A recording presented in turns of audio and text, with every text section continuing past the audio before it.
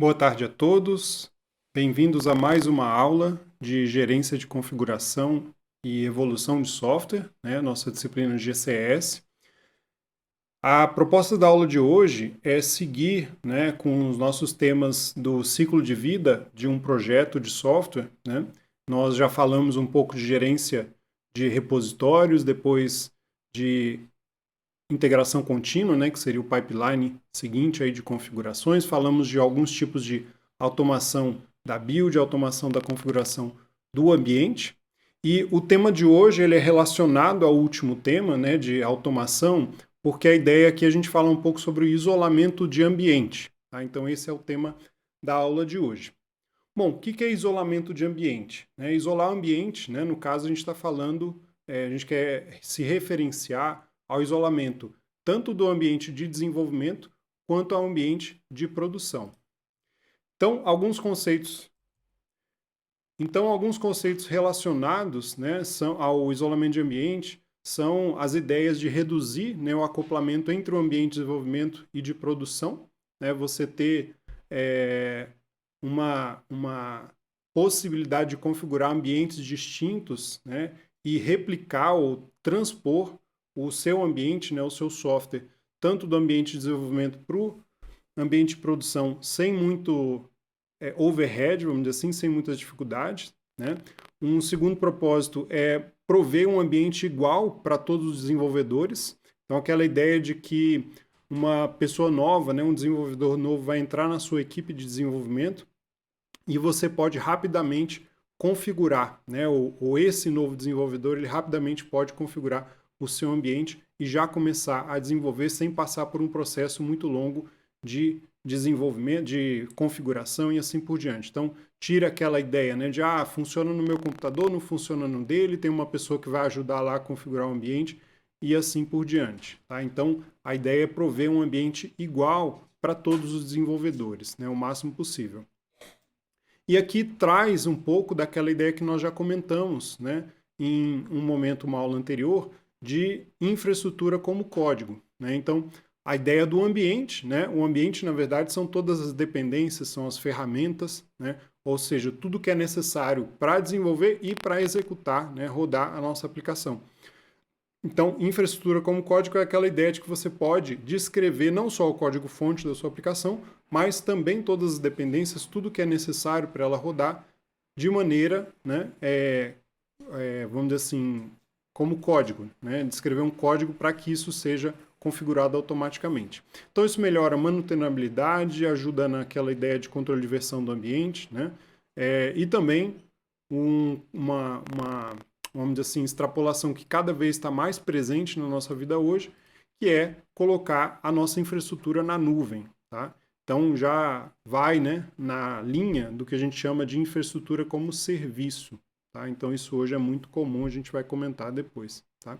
Então também a descrição e documentação do ambiente. Então tudo isso está relacionado, né, todas essas ideias. Tá?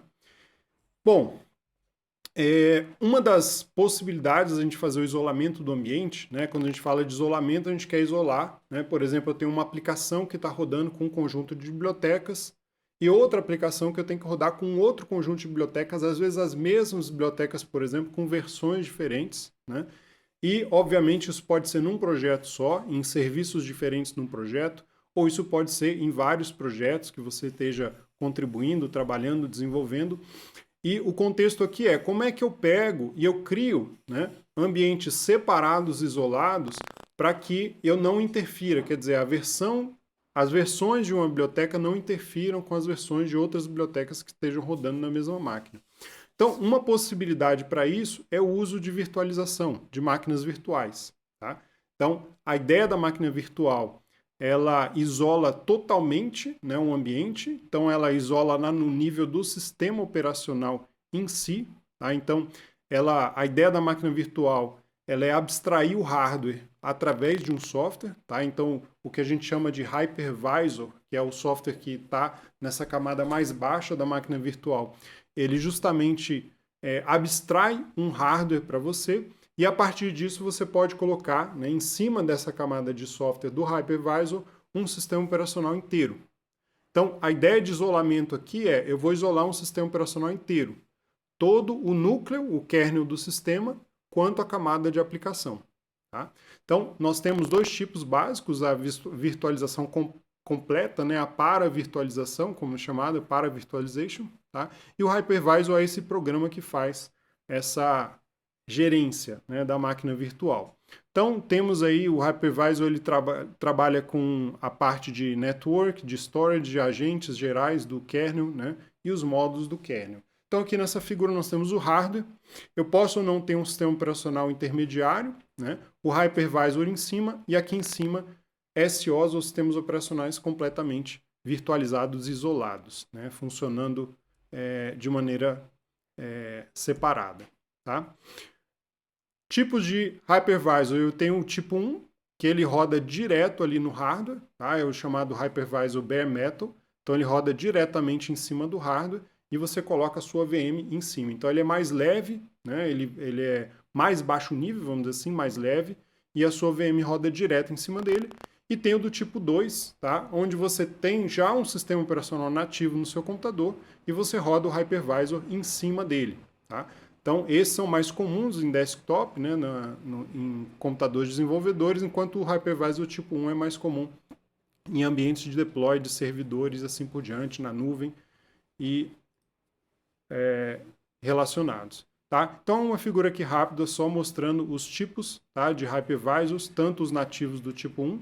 Aqui tem uma série de exemplos, tá, de hypervisors do tipo 1. Um deles que nós estamos usando, inclusive, lá no laboratório, no Labs, é o Zen Server, tá, da Oracle. Tem uma versão open source, ele é open source, mas tem algumas camadas da ferramenta que não são. Então, esse é um exemplo, tá, mas tem vários fabricantes aqui, o KVM, por exemplo, dentre outros. E tem os hosted, né? Ou seja, aquele que você roda em cima de um sistema operacional. Tá? Alguns comuns, o Parallels, por exemplo, para macOS, o VMware Workstation, o VMware Fusion, são alguns hypervisors ou VirtualBox, né? Que são hosted, ou seja, eles rodam em cima de um sistema operacional já existente. Aqui, só resumindo, né, os mais conhecidos hypervisors, usados no mercado, no mundo de desenvolvimento de software e assim por diante, ou para deploy. E a ideia, né, da virtualização, tá, na hora que você quer trabalhar com uma máquina virtual e isolada, tá, ela vem com essa ideia de infraestrutura como código, e uma maneira de você configurar essa máquina virtual, né, para ela ser útil é, por exemplo, usando as ferramentas de automação de configuração de ambiente. Então, uma das questões que é muito necessárias, né, no desenvolvimento é você subir um ambiente do zero várias vezes ou várias versões de um ambiente. Tá? Então, como é que você configura um sistema operacional do zero?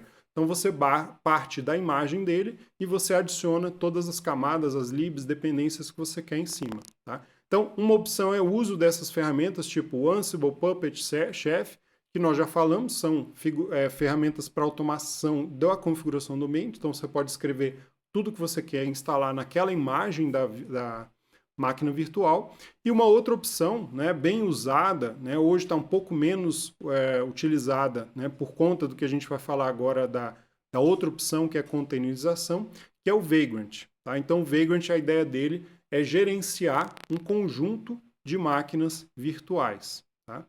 Então, o Vagrant em si, tá, ele não é uma virtualização do hypervisor, ele usa um hypervisor de terceiros para gerenciar, e o foco dele é fazer a gerência de VMs. Tá? Então, ele cria, remove, acessa, configura principalmente, né, faz essa automação da configuração para máquinas virtuais. Tá? Então, essa é uma condição necessária e interessante. Aqui eu não vou entrar em detalhes, tá? Alguns comandos básicos do Vagrant, init, app, destroy, enfim, são os comandos para você criar e acessar, tá, uma máquina virtual. Então você faz o deploy tudo na linha de comando de máquinas virtuais. E existe o Vagrant File, que é o arquivo de configuração dessa ferramenta. Então lá você descreve, por exemplo, de onde você está iniciando a sua imagem da máquina virtual. Então você pode usar, né, existe um repositório de máquinas virtuais do Vagrant, tá? Esse Vagrant App, esse app Vagrant App, eles chamam de boxes, né? Então essas boxes, elas são onde a gente armazena várias imagens do Vagrant, você pode fazer download e inicializar por ali. Então aqui só um exemplo rápido do Vagrant File. Tá? Aqui você pode definir também uma box, né? uma VM de um domínio específico seu, então você pode fazer o deploy, né? E deixar a origem customizada. Tá? E aqui alguns comandos de configuração de rede, né? Então você pode fazer port forwarding, quer dizer, encaminhamento de portas entre o seu host e a máquina virtual, fazer o mapeamento, tá? Criar networks, né? Criar redes privadas, por exemplo, entre as VMs que estão sendo gerenciadas e sincronizar também pastas fora da VM. Então você está lá gerenciando arquivos e gravando algumas coisas dentro da VM, tá? E depois você pode copiar ela para fora, fazer essa sincronização de pastas. Então, só exemplos rápidos aqui de configurações no Vagrant File. Tá? E aqui o provider, né, que é o nosso hypervisor. Então, é muito comum a gente usar um open source, por exemplo, VirtualBox como provider, né, como provider que é o nosso hypervisor, e aí você define, né, a quantidade de recursos que aquela máquina virtual vai poder acessar ou não. Tá? Então, isso é um resumo bem rápido aqui de um gerenciador de VMs, tá? Bem comum, que é o Vagrant, para usar nesses ambientes isolados. Bom, e hoje nós temos uma forma, né, até que ficou mais popular de alguns anos para cá, de gerenciar ambientes isolados, que é o que a gente chama da tecnologia de containers. Tá? Não é uma tecnologia nova, mas ela se popularizou mais recentemente. E a diferença entre elas é, como nós falamos na VM, nós precisamos aqui de um hardware, de uma infraestrutura, de um hypervisor, tá? E cada VM, ela precisa, né, subir um sistema operacional inteiro. Então ela sobe todos os serviços, file system, né, o kernel, todos os serviços do sistema operacional eles estão carregados em memória para depois ali dentro você configurar o seu ambiente com as dependências e os seus aplicativos. Então você precisa da camada inteira do SO para colocar a sua camada de aplicação personalizada rodando dentro de uma VM. Então essa é a abordagem da VM. A abordagem de containers, ela, né, hoje se popularizou muito, por quê? Porque ela elimina essa camada mais baixa, né, da VM, ou seja, você não precisa virtualizar o seu sistema operacional inteiro. Então, em cima de uma infraestrutura, você tem o seu sistema operacional host, né? E o container, a ideia do container é usar os recursos do host, ou seja, não replicar o seu sistema operacional mais de uma vez, ou seja, você não vai ter vários sistemas operacionais rodando ali embaixo, né? E basicamente você replica ou você isola a camada de aplicação. Então a ideia aqui é focar na camada de aplicação e não na camada mais baixo nível. Né? Então, só nesse slide a gente já pode ver, né, um pouco de vantagens e desvantagens em relação às duas abordagens. Então, por um lado, os containers, né, eles tendem a ser mais leves e mais rápidos de execução, porque você não tem que replicar todo o kernel do sistema. Então, basicamente, você roda em modo isolado só a camada de aplicação daquele container que você quer dizer, você pega uma aplicação, um aplicativo, isola ele num ambiente e roda ele de maneira isolada com as suas dependências, né? Então essa é a ideia. Isso faz com que o tamanho dele seja menor, né? Então uma imagem de um container é normalmente muito menor do que uma imagem de uma máquina virtual inteira. A inicialização dela é muito mais rápida, né? E em contrapartida, nos containers, né, as tecnologias de container normalmente usam armazenamento volátil. Né? A gente vai falar um pouco mais disso à frente. Enquanto que na VM você está com o ambiente totalmente isolado e ela fica com armazenamento persistente dentro dela. Tá? Então, só para fazer uma comparação rápida, tá, pessoal? Então, em alguns casos, os containers são mais fáceis da gente gerenciar, são mais aplicados. Em outros casos, nós precisamos de máquinas virtuais completas. Tá? Então, não é possível no container, por exemplo, simular vários sistemas operacionais.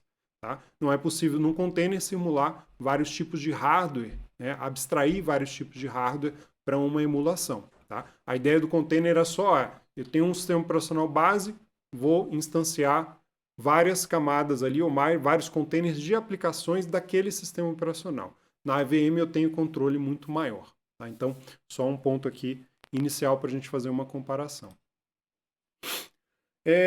A ideia de container, né, entrando mais a fundo aqui na ideia dos containers, ele não é uma VM leve, tá, como eu falei. Então, ela é uma unidade de software, quer dizer, é a camada de aplicação que está autocontida dentro do que a gente chama de um container, tá? Então, a ideia dele é isolar uma aplicação, um conjunto de aplicações que estão rodando em cima de um SO, tá? Então, você consegue fazer esse isolamento desse conjunto de aplicativos ali, desses binários, tá?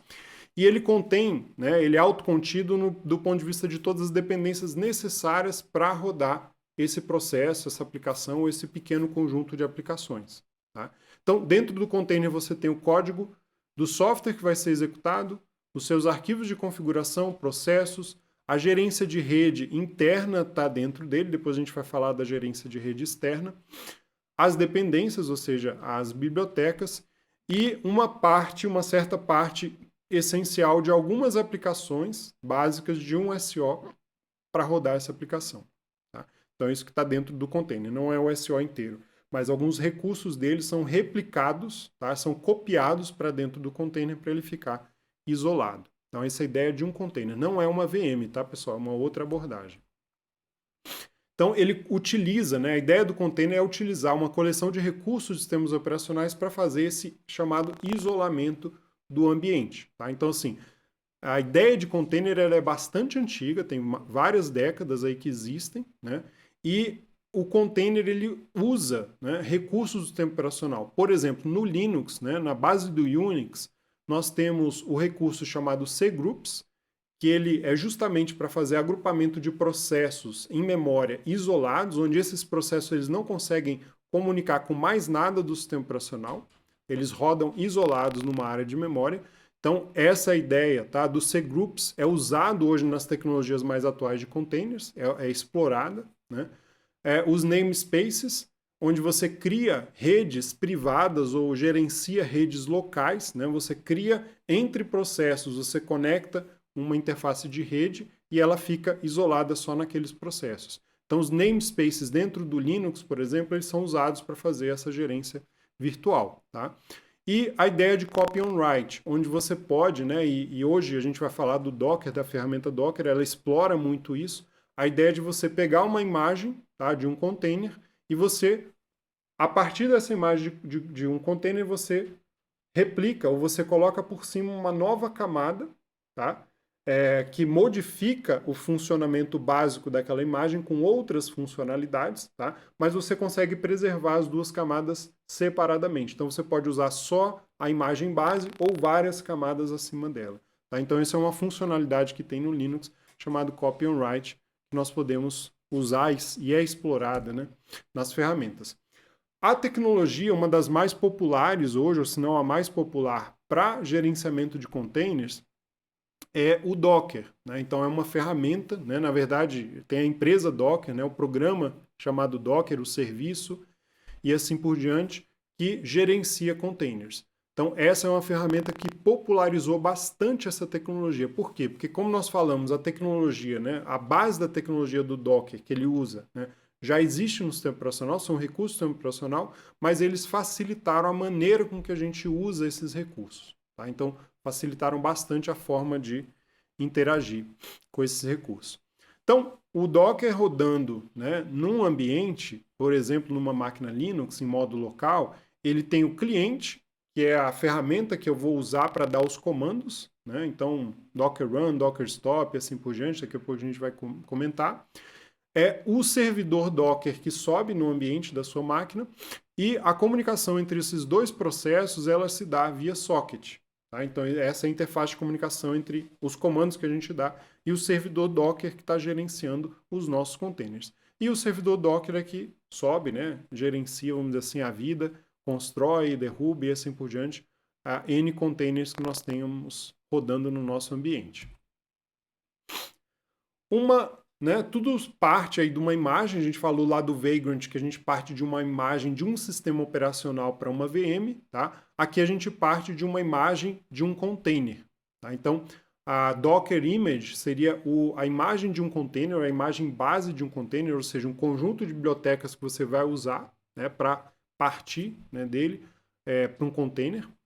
E então essa imagem ela tem a parte necessária do SO que vai ser replicada para rodar uma aplicação. E a partir dessa imagem, quando a gente dá um comando, por exemplo, docker run, você sobe um container. Na verdade, você instancia aquele processo em memória, né? Então a imagem é como se fosse o seu binário em disco, né, que é o conjunto de binários em disco, e quando você dá um docker run, você coloca aquilo rodando na memória, a sua aplicação rodando, é o processo rodando na memória. Tá? E depois do docker run, né, tem todo um ciclo de vida de um container. Então, por exemplo, você pode começar aqui com docker run, subir o container rodando, você pode dar um docker stop, né, ou dar um exit, então você pode parar a execução desse container. Então ele se mantém aquilo que estava na memória, tudo que você executou e fez, ele continua. Depois você pode voltar a executar esse container, né? E se você quiser, né, fazer com que essas modificações feitas, por exemplo, você subiu uma imagem baseado no Ubuntu versão X, né? Então um container baseado numa versão do Ubuntu que tem uma ferramenta qualquer. E agora eu instalo uma nova ferramenta, por exemplo, eu instalo um ambiente para programação em Python em cima desse ambiente do Ubuntu, tá? A imagem original que você partiu, que é a imagem do Ubuntu, ela não tem o Python, né? A partir do momento que você rodou o container e instalou o Python, ele vai estar naquela imagem que está rodando, tá? Se você desligar e apagar esse container, ele não vai persistir, tá? Nada dessas modificações que foram feitas vão existir. Então, para que você consiga persistir uma mudança que você faz num container, tá? Nesse caso, por exemplo, de ferramentas, instalações e assim por diante, você tem que parar o container e dar um docker commit, tá? Então, com docker commit, você grava uma nova imagem. Na verdade, aquela imagem original, ela existe e você grava como se fosse um diff, né? Lembrando daquele copy on write, ou seja, você grava o adicional que você fez. Você parte de uma imagem e adiciona uma nova funcionalidade. Tá? Então esse é um ciclo de vida de um container. Comandos básicos aí do Docker Run, tá? Desculpa, do Docker. Nós temos o Docker Run, então você pega lá uma imagem e passa um comando que você quiser, tá? Docker Start Stop, então Start, se você tem um container que está parado, você pode dar um Start nele, tá? Se você tem um container rodando, você pode dar um Stop nesse container. E é possível também executar um comando dentro de um container já rodando. Então você coloca ali um docker exec e dá o comando que você quer executar dentro de um container. Tá? Então são essas algumas, tá? Dos comandos mais básicos de gerência do Docker. Então, para dar uma ideia rápida, né, eu estou com o Docker rodando aqui na minha máquina, eu posso dar um docker run, por exemplo, numa imagem do Ubuntu, tá? Se eu mandar rodar desse jeito, ele vai verificar que ele não conseguiu achar, né, a imagem do Ubuntu localmente, então ele vai tentar baixar, tá? Ele vai, depois a gente vai falar, mas ele vai baixar de um repositório de imagens, que é o repositório do Docker Hub, né?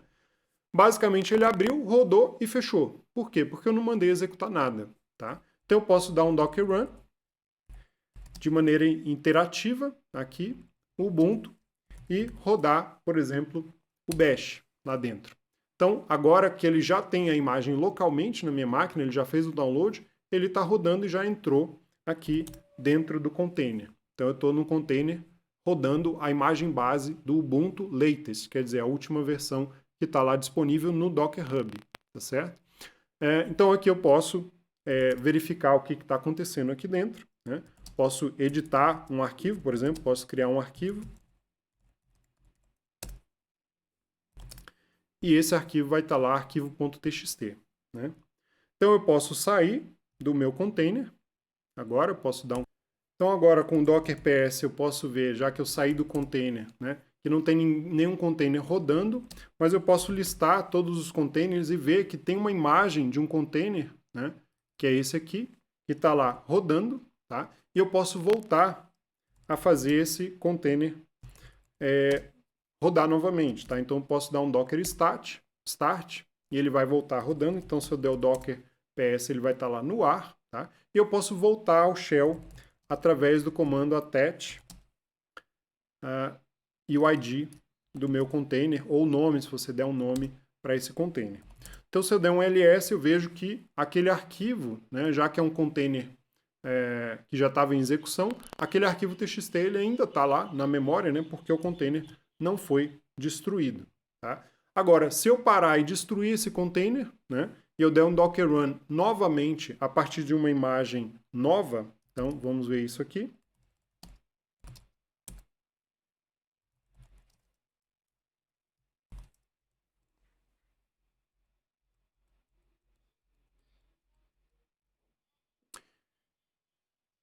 Se eu voltar aqui e der um docker run, né, e ter Ubuntu, tá?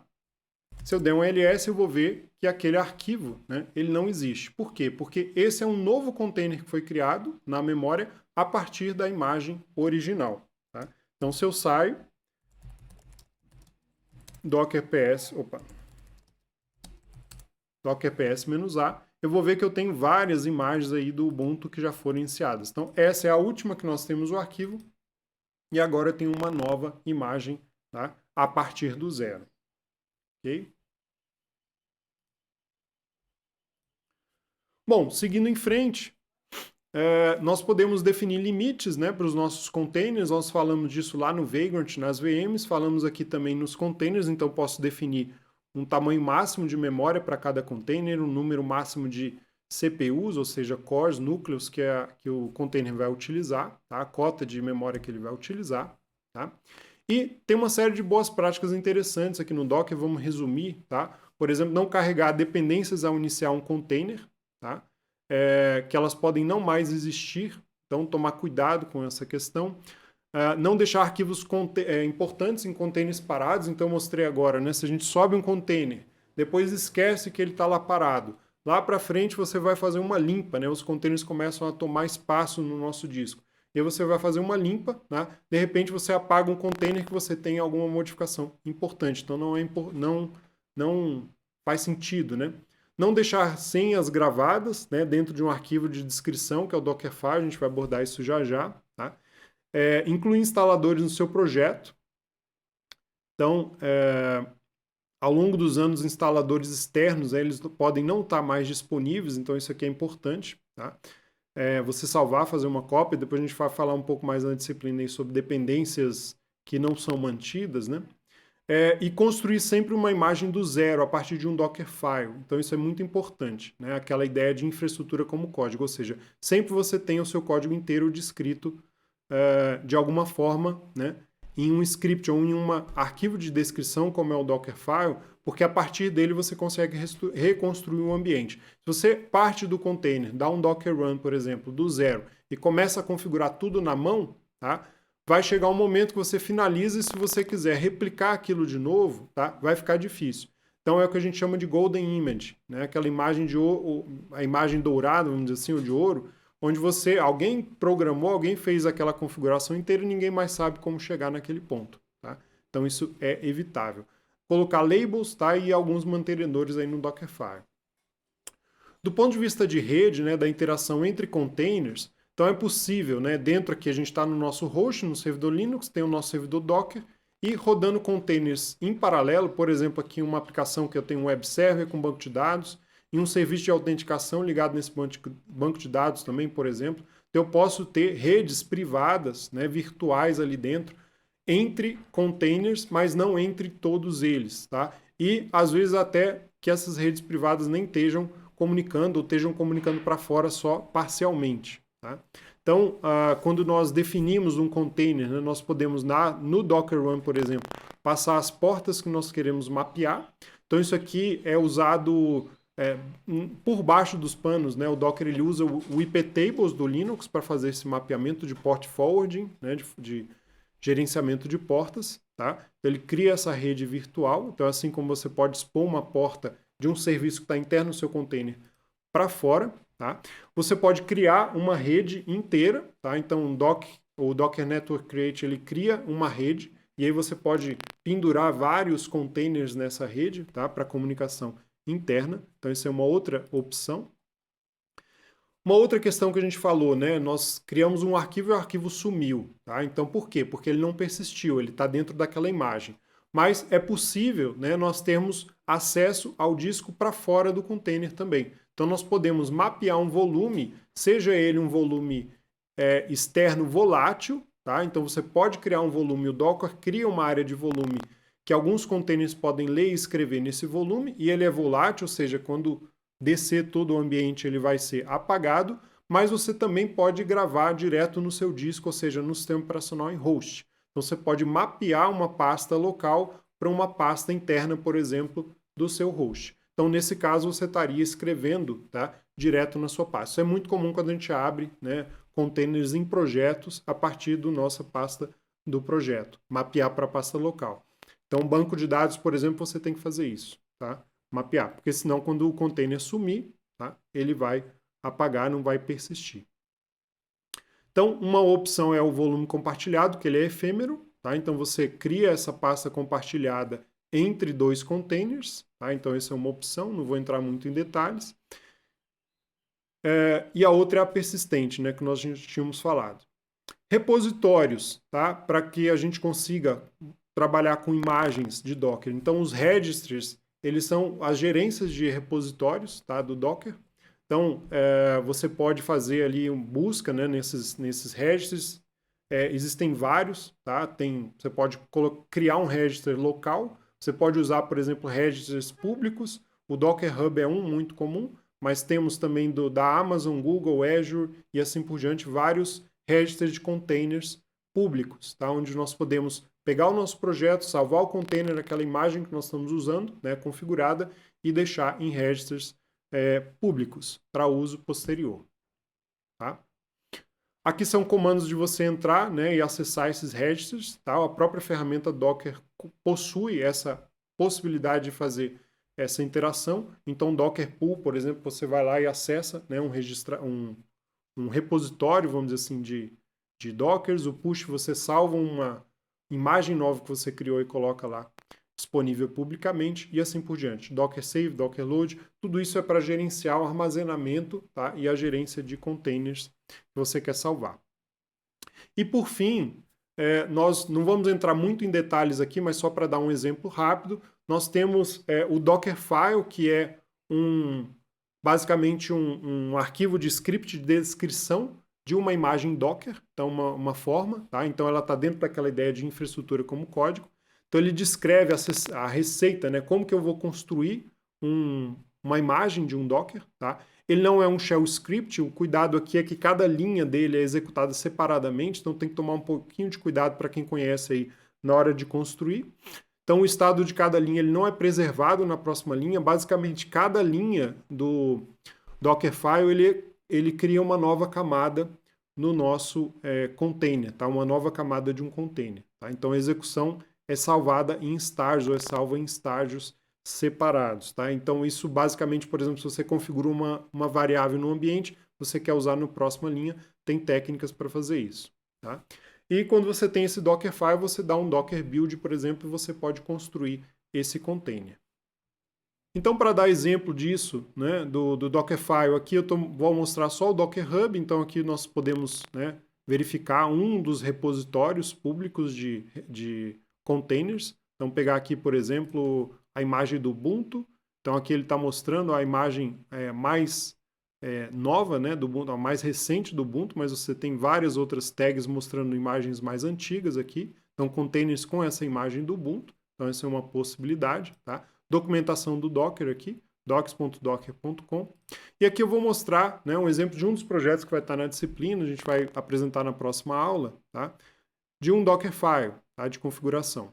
Então, nesse caso aqui, o projeto é feito em Django, com Python. Então, a partir de uma imagem Python 3.6.0, tá? Ele executa esses comandos para configurar a imagem. Então, faz um apt-get, update, install todas essas dependências, tá? E depois ele segue, tá, para várias configurações, definição, por exemplo, de variáveis de ambiente, tá? Até chegar ao ponto de fazer aqui o mapeamento, né, do diretório padrão pasta do seu projeto para dentro do seu container e assim por diante. Então você consegue subir um ambiente a partir disso aqui, tá? Então isso aqui é um Dockerfile, tá? Nós vamos passar para vocês exercícios para fazerem isso em breve.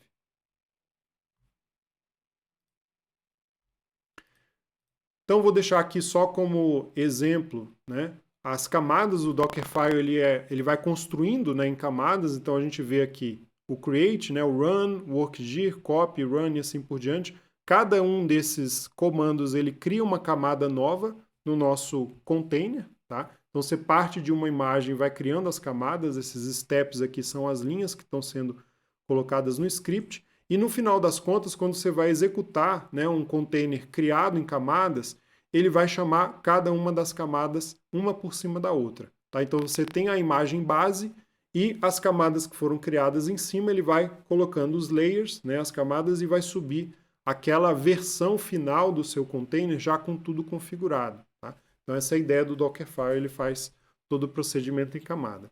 E aqui alguns comandos documentados, depois vocês vão ter oportunidade de construir o próprio Dockerfile num projeto, num exercício que nós vamos passar. Tá? Então, from, run, add, command, environment são todos comandos que a gente vai deixar disponível aí e estão na documentação do Docker, né, de como que você define essa construção, essa linguagem, né, para definir os elementos do Docker, certo? Aqui só um ponto interessante, um entry point de comando. Então é possível, por exemplo, você usar, né, uma imagem de um Docker como se fosse um binário local na sua máquina. Então vamos supor que você tem uma ferramenta grande, mas ela não está configurada no ambiente da sua máquina. Você pode usar, né, por exemplo, um compilador, né, de uma linguagem diferente, se você quiser. Você pode usar uma imagem Docker e na hora de usar o compilador, basta você passar o comando nome da imagem Docker, né, como Docker run aquele compilador, e você passa, por exemplo, parâmetros, né, como na linha de comando. Então, na prática, ele vai rodar aquele container, vai executar aqueles binários com aquele ambiente todo configurado e pode colocar, registrar, né, salvar tudo na sua pasta local, por exemplo, compilar um ambiente inteiro com uma toolchain bem complexa. Tá? A gente está fazendo isso na disciplina de embarcado, só para vocês terem uma ideia. E basicamente ele vira um comando, né, uma aplicação que parece só uma linha de comando para você. Então você dá e passa aqui a partir desse comando. Tá? Então o exemplo de Dockerfile a gente já mostrou. Tá? Depois a gente vai falar de otimização de espaço.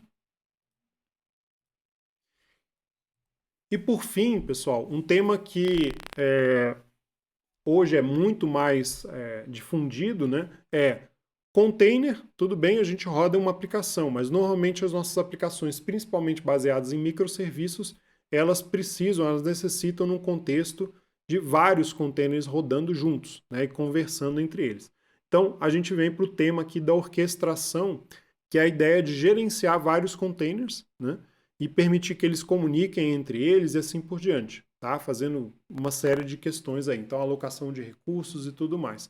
Então, nesse contexto da orquestração, tá, a ferramenta Docker ela oferece, tá, uma ferramenta auxiliar chamada Docker Compose. Então, ele faz uma orquestração de containers na sua máquina local. Então, é muito bom para desenvolvimento, né, mas não necessariamente é uma ferramenta escalável para produção. Tá? Então, a orquestração de containers locais com Docker Compose ela é muito boa para ambiente dev e para projetos pequenos, mas ela começa a ficar muito limitada para ambientes maiores. Tá? Então aqui um exemplo de Docker Compose, onde nós temos aí um ambiente aqui, uma ferramenta, o seu banco de dados, cada um num container separado, e nós estamos criando aqui volumes, né, volume local onde esses dados vão ser armazenados e o mapeamento de portas para comunicação entre eles. Tá? Então um exemplo aí de um Docker Compose, depois a gente vai dar mais exemplos práticos e vamos falar também de outras ferramentas de orquestração na disciplina mais robustas para ambiente de produção.